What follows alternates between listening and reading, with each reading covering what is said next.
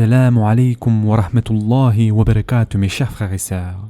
Aujourd'hui, Inch'Allah, nous allons parler de ce qu'il se passe au moment de la mort.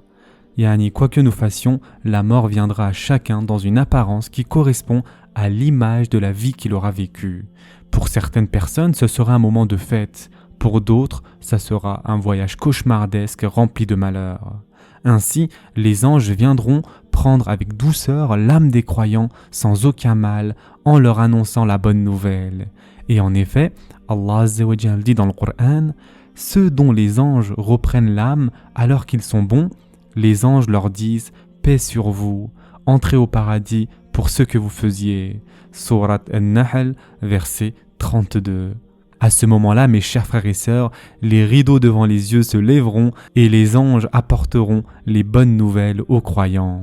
Voici quelques versets du Coran qui expriment cette réalité. Allah Azza wa Jal dit « Ceux qui disent « Notre Seigneur est Allah » et qui se tiennent dans le droit chemin, les anges descendent sur eux. N'ayez pas peur et ne soyez pas affligés, mais ayez la bonne nouvelle du paradis qui vous était promis. Nous sommes vos protecteurs dans la vie présente et dans l'au-delà, et vous y aurez ce que vos âmes désireront et ce que vous réclamerez, un lieu d'accueil de la part d'un très grand pardonneur, un très miséricordieux. Sourate Fussilet, versets 30 à 32. De plus, au moment de la mort, puis ensuite au moment du rassemblement, et enfin au paradis, on appellera les gens qui ont passé leur vie dans l'obéissance, qui ont apaisé leur cœur par l'invocation d'Allah Azza wa Jal et qui ont atteint la proximité divine par « Ô toi, âme apaisée, retourne vers ton Seigneur, satisfaite et agréée. Entre donc parmi mes serviteurs et entre dans mon paradis. » Surat Al-Fajr, versets 27 à 30. Comme l'indique ce verset, la priorité demeure dans l'obtention de l'agrément d'Allah Azza wa Jal. En d'autres termes, pour acquérir le visa d'entrée au paradis, le serviteur doit, quelle que soit la situation à laquelle il est confronté, agréer le jugement divin à son égard et poursuivre sur la voie de la servitude et de l'adoration, avec patience et persévérance, jusqu'à ce que son Seigneur soit satisfait de lui. Mes chers frères et sœurs, le moment de la mort, pour les cœurs obscurs, non illuminés par la lumière de la foi, est une tragédie totale. Et en effet, les anges arracheront violemment leur âme. Entre les tourbillons terrifiants, les réprimandes et les coups des anges, ils mourront dans la douleur. Et Allah Azza wa Jal décrit dans le Coran ce paysage terrible. Si tu voyais, lorsque les anges arrachaient les âmes aux mécréants, ils les frappaient sur leur visage et leur derrière en disant « Goûtez au châtiment du feu » Surat Al-Anfal, verset 50. Mais aussi, Allah Azza wa Jal dit « Ceux à qui les anges ôtent la vie, alors qu'ils sont injustes envers eux-mêmes, se soumettront humiliés et diront « Nous ne faisions pas de mal, mais en fait, Allah sait bien ce que vous faisiez. Entrez donc par les portes de l'enfer pour y demeurer éternellement. Combien est mauvaise la demeure des orgueilleux. » Surat An-Nahl, versets 28 à 29. Et enfin, pour terminer, Allah Azza wa Jal dit « Qu'adviendra-t-il d'eux quand les anges les achèveront, frappant leur face et leur dos » Surat Muhammad, verset 27. Dans le hadith que nous allons citer, mes chers frères et sœurs, le prophète sallallahu alayhi wa sallam décrit par une métaphore comment l'âme du pécheur lui sera retirée et quel avertissement terrible. Et en effet, le prophète sallallahu alayhi wa sallam a dit « L'intervalle où l'âme sort du corps est aussi difficile que de tirer une brochette crochue et fourchue de la laine mouillée. » Et ce hadith a été rapporté dans le Musnad de l'imam Ahmed. De plus, Allah Azza wa Jal s'exprime ainsi aux associateurs. Mais non, quand l'âme en arrive au clavicule et qu'on dit « Qui est exorciseur ?» et qu'il, c'est-à-dire l'agonisant, est convaincu que c'est la séparation, c'est-à-dire la mort, et que la jambe s'enlace à la jambe, c'est vers ton Seigneur ce jour-là que tu seras conduit.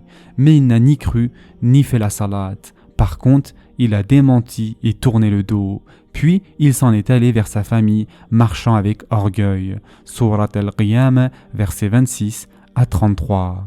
De plus, mes chers frères et sœurs, dans la sourate Al-Waqiya, Allah Azza wa Jal décrit l'état des personnes mauvaises au moment de la mort. Lorsque le souffle de la vie remonte à la gorge d'un moribond, et qu'à ce moment-là, vous regardez, et que nous sommes plus proches de lui que vous qui l'entourez, mais vous ne le voyez point. Pourquoi donc, si vous croyez que vous n'avez pas de compte à rendre, ne la faites-vous pas revenir cette âme, si vous êtes véridique?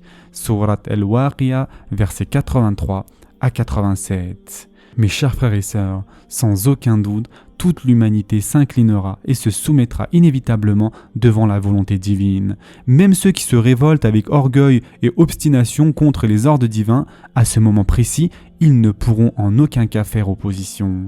Quand les innombrables voiles seront retirés devant ses yeux, l'homme comprendra, malgré lui, que la seule souveraineté appartient à Allah Azza wa Jal. Mais malheureusement, il sera trop tard. Et en effet, à la suite de la même sourate, Allah Azza wa Jal dit « Si celui-ci est du nombre des rapprochés d'Allah, alors il aura du repos, de la grâce et un jardin de délices. Et s'il est du nombre des gens de la droite, il sera accueilli par ces mots « Paix à toi de la part des gens de la droite. Et s'il est de ceux qui avaient traité de mensonge la résurrection et s'étaient égarés, alors il sera installé dans une eau bouillante et il brûlera dans la fournaise. C'est cela la pleine certitude. Glorifie donc le nom de ton Seigneur le très grand. » Sourate Al-Waqiya, versets 88 à 96. De plus, mes chers frères et sœurs, le messager d'Allah, sallallahu alayhi wa sallam, a dit un jour « Celui qui aime la rencontre d'Allah, Allah aime sa rencontre. Et celui qui déteste la rencontre d'Allah, Allah déteste sa rencontre. » Notre mère, Aïcha radiallahu anha, ou une autre épouse du messager d'Allah, sallallahu alayhi wa sallam, a demandé « Ô messager d'Allah, s'agit-il du fait de détester la mort? Car chacun de nous déteste la mort. » Le prophète, sallallahu alayhi wa sallam, répondit « Ce n'est pas cela. C'est plutôt que lorsque l'on annonce aux croyants la bonne nouvelle de la miséricorde d'Allah, de sa satisfaction et de son paradis, alors il aime la rencontre d'Allah et Allah aime sa rencontre. Et certes, le mécréant, lorsqu'on lui annonce la nouvelle du châtiment d'Allah et de sa colère, alors il déteste la rencontre d'Allah et Allah déteste sa rencontre. Et ce hadith a été rapporté par Bukhari et Muslim. De plus, dans un autre hadith, notre cher prophète Mohammed sallallahu alayhi wa sallam a dit « Daoud alayhi salam était très zélé pour la religion. Quand il sortait, il fermait la porte à clé pour que personne ne puisse entrer dans sa maison jusqu'à ce qu'il soit revenu. Un jour, quand il revint chez lui, un homme se tenait debout devant sa maison. Il lui demanda « Qui es-tu » Il répondit « Je suis celui qui ne craint aucun roi et rien ne m'échappe. » Daoud alayhi salam dit « Alors tu es l'ange de la mort, bienvenue au commandement d'Allah. » Puis, quelques instants après, son âme fut enlevée de son corps. Et ce hadith se trouve dans le Musnad de l'imam Ahmed. Donc, mes chers frères et sœurs, chaque personne ne mourra pas tant qu'elle n'aura pas vu sa station finale. Ainsi, quand l'homme verra sa demeure, il sera tellement heureux qu'il sourira comme il n'a jamais souri de sa vie. Puisse Allah Azza wa Jal nous accorder cette joie à tous, mes chers frères et sœurs. Ce sera tout pour aujourd'hui. En attendant, prenez soin de vous, mes chers frères et sœurs, et à très prochainement, Inch'Allah.